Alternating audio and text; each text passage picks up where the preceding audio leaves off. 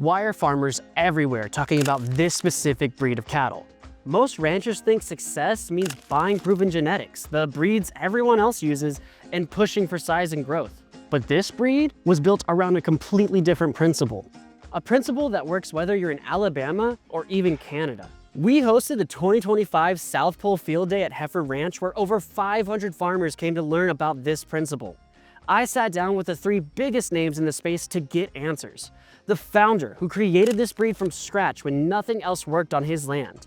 The educator, who quit his day job after switching. And the rancher, who selects purely for what survives in his environment. What they've discovered is going to change how you think about cattle forever. Let me tell you about Teddy Gentry and the problem he had. In the late 1980s, Teddy was running cattle in Alabama.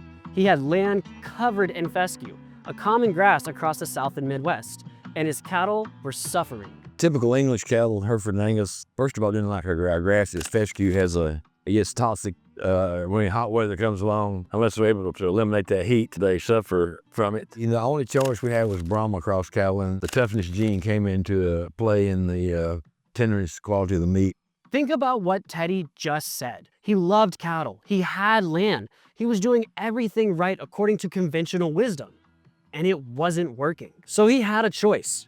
Change his land to fit the cattle everyone else was using, or create cattle that fit his land. So I just felt like that we needed to come up with a new composite breed that could stand the heat, give us a tender piece of meat, be gentle, all the things that we needed that we didn't have. So we started with Hereford and Red Angus, and then I started looking for 2 heat-tolerant breeds. The first one we found was a Centipole from the Virgin Islands. They're very, very heat-tolerant, very tender meat, have a real absence of connective tissue, so we crossed them on Red Angus. And then we found the Barzana breed. It was developed in Arizona by the Bard family back in the 40s and 50s. We crossed them on the Herefords and got the same effect, is that slicked the hair on them. And then we crossed those 2 half-blood back together and we came up with the name South Pole. 4 breeds, each solving a specific problem.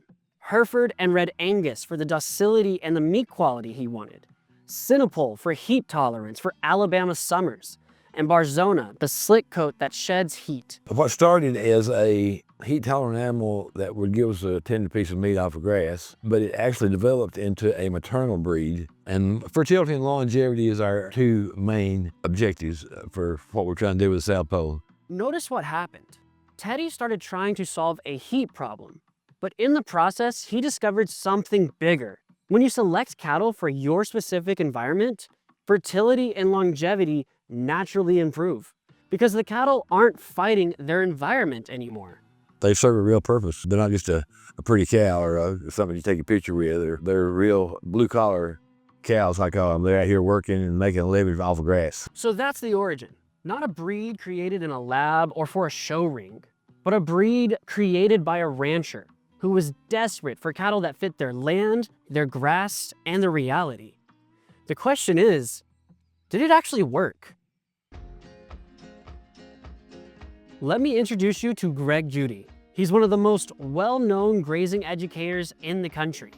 And when he talks about this breed, he doesn't talk about genetics or theory. We started many years ago conventional, just raising cattle like everybody else did, and found out at the end of the year there wasn't any money left in our pockets. And so we were introduced to the South Pole breed back in 2002, and we've never looked back.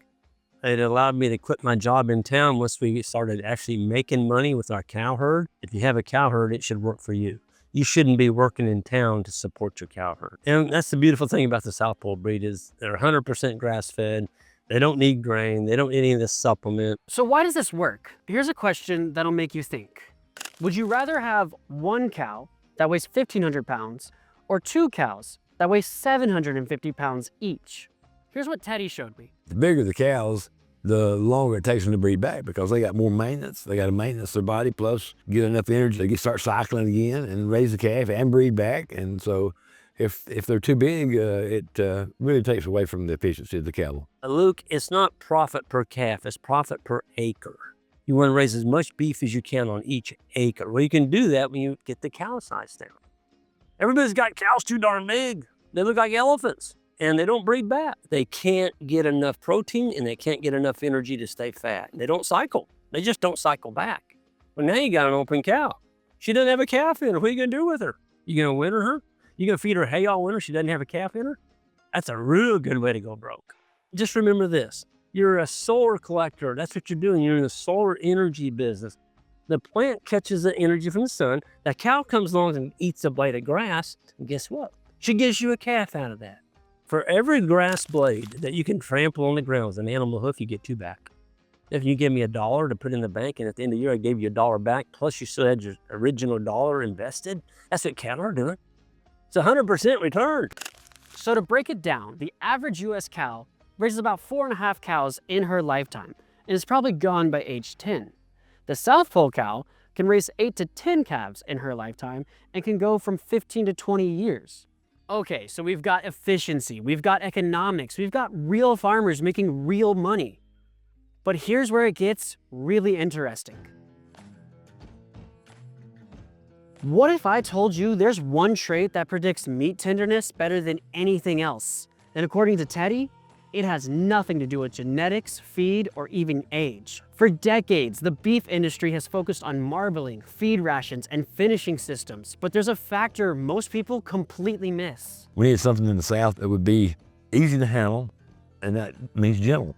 And we found that over the years that gentle also means tenderness. You can't have tenderness in a beef breed without having gentleness. There've been several studies that showed that, where they would put an electronic eye like 20 feet or 15 feet in front of the chute, and those the work chutes, you know, where you work cattle. And from the time they'd open the chute, they'd measure the time it took those animals to exit. And the ones that ran out were always the toughest, and the ones that walked out were always the tenderest. It makes sense when you think about it. Stress affects the animal, and that affects the meat. And the studies Teddy mentioned back it up. Calm behavior equals tender beef. Docility. People don't have any experience with livestock. Why would you bring a cow in that's going to try and kill you? Okay? So the South Pole breed, they're docile. That's not a small thing for family operations or people new to livestock. And to add to the temperament, I'm literally standing in a cow field as I say this, and they don't care. And then fertility, because the #1 way to make money in a low input grazing cattle business is got to give us a calf every 365 days, and you got to do it cheaply. You got to be able to do it on what we grow. Steve also made a connection I'd never thought about. Docility, fertility, and profitability are all linked together. Calm cattle actually breed better under heat stress. They are docile. They handle spring calving, which means summer breeding. They're one of the few breeds that can do that. We're breeding in July and August in a very hot, non-brittle, humid environment. And here's the kicker. That's why they've been selecting for it generation after generation. Keep the calm ones, cull the wild ones. It compounds over time. A cow that's a good mama, so when she has the calf, she takes care of it. You don't have to go out there and, interject and take the calf, make sure it's, and all that stuff. Those would be the traits that I'd be looking at. Off hands, low maintenance animals that don't require your constant attention, okay? They should be able to make it on their own. As long as you move them, give them something to eat, move them, and give them good water and mineral. That's it. Think about what this means. While the mainstream industry measures frame scores and growth rates, these breeders focus on something completely different. And it's working. And this breed doesn't just work in Alabama. Remember, this breed was designed for hot, humid, brutal summers, but something unexpected started happening. A high percentage of the South Pole, over 50%, that would probably be homozygous for the slick hair gene, which means that they're not going to grow hair in the wintertime. But there's a good population of the breed that will grow hair in the wintertime, slick off in the summertime, which is what the northern breeders need. And I think because of getting our cow size the right size and fertility and longevity coming into the picture now, that we're getting even northern breeders that are coming in and say, well, I'll pick some cattle from a breeder in northern Missouri that has cold winters and they're adapted to the cold weather. Here's what's interesting about this. Instead of creating one rigid type, this breed has built-in flexibility. Northern graziers can select for hair growth, and southern graziers can select against it. The same breed, but different expressions. But here's what all three of these guys kept saying. This isn't really about genetics. It's about philosophy. Match your cattle to your land, not the other way around. We give every heifer a chance to breed in our operation. We don't care who their mother is, who their father is, what their genealogy is. And what we're looking for is that adapted animal to what we grow, what our environment is. We don't try to outproduce our environment, get animals that outproduce it. We want animals that fit it. We use our cow herd as our tool, just like you use a hoe or a rake. They are our fertilizer machine. They do our mowing for us. They do our seeding for us with their feet. They're always tramping seed into the soil. We call them a landscaping service. People say, oh, but Greg, I don't have time to move my cows. Well, if you don't have time to move your cows, you shouldn't be owning any cows. You need to move them. The grass needs to be clipped with their mouth and then moved. You're leaving the manure, the urine, and the flies and the parasites behind you that feed the soil microbes and the earthworms. And we're growing more grass. Our soils are getting better every year without going broke. That's what it's about. Everything within our boundary is our responsibility, from the cattle and good husbandry to trying to provide with native forbs, let things get taller, let trees grow in, a little bit more brush, keep our fence rows bushy so that we have the bird counts and the quail that can come in. You're seeing so many pollinators. You're seeing cattle that are happy eating a variety of different forbs and grasses. Man, when you're walking in it, you just know this could be the best there is. Greg and Steve are describing something bigger than just cattle breeding. They're talking about whole system thinking where the cattle are part of land healing, not land degradation. Steve pointed out something fascinating. This isn't actually anything new. Yeah, because I'm reading books from the 30s and 40s. They're talking about mycorrhizal fungi. Like we're thinking this is a new thing.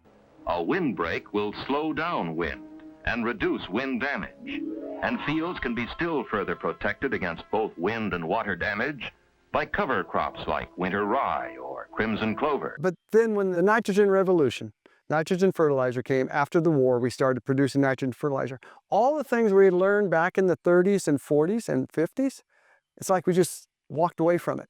So this movement isn't inventing something new.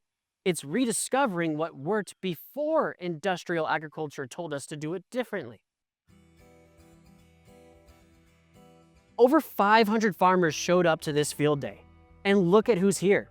Young farmers, first-generation graziers, people who inherited land and want to do things differently. The next generations, I like for them to improve what we've we worked hard to improve, but they can make more improvements. But it has to make sense and make money at the end of the year. My deal is go buy a bull and then go find you some cheaper cows. They could even be Corriente stock, the open stock. Those cows are cheaper. You can maybe get Dexter or some Hereford, anything that is smaller frame and stature. Breed it. Breed a South Pole bull to a Longhorn. Guess what you get? You get a bud on them. That South Pole bull will put more meat on. It takes the horns off. It takes the color out. Next thing you know, you got a red herd. And you did it on the cheap. So if I'm a young person starting out, I might be looking at that. They call that breeding up. We don't have to produce the most. We have to have optimum production, not push our land beyond its limits with a lot of artificial inputs. And we have animals that will fit that system. There's no other form of agriculture that I know of that a young person can get into today on the cheap, that is, versus grazing. Because you don't need a $100,000 tractor. You don't need a $500,000 combine. You don't have to go bankrupt and go to the bank and get $2 million to buy a farm. You don't need to do that. Just go lease it. Go lease you some land, get started small, learn your mistakes, and then start ramping up from there. I'm not saying you have to have South Pole, but the cattle must be adapted to your environment in order to breed every year, to cycle and perform like a cow. Did you catch that? Teddy, the founder of this breed, just said, I'm not saying you have to have a South Pole. So why are farmers everywhere suddenly talking about this one specific breed? Because it's living proof of a principle. Match your cattle to your land, and the economics work better than pushing your land to fit your cattle. Fertility over frame size, longevity over growth rate, and efficiency over inputs. And most importantly, temperament over conformity. These aren't just South Pole traits. These are principles that work anywhere. Events like this South Pole Field Day are what we do at Heifer Ranch, bringing farmers together to learn from the best in regenerative agriculture. If you want to know when our next field day or workshop is, follow us on social media and join our mailing list. The links are in the description, and we'd love to see you out here on the ranch. If you want to learn how to start your own cattle farm, watch this video next as we go over every step you'll need to know as a beginner. If you like this video, make sure to subscribe and drop a comment below to let us know what we should cover next.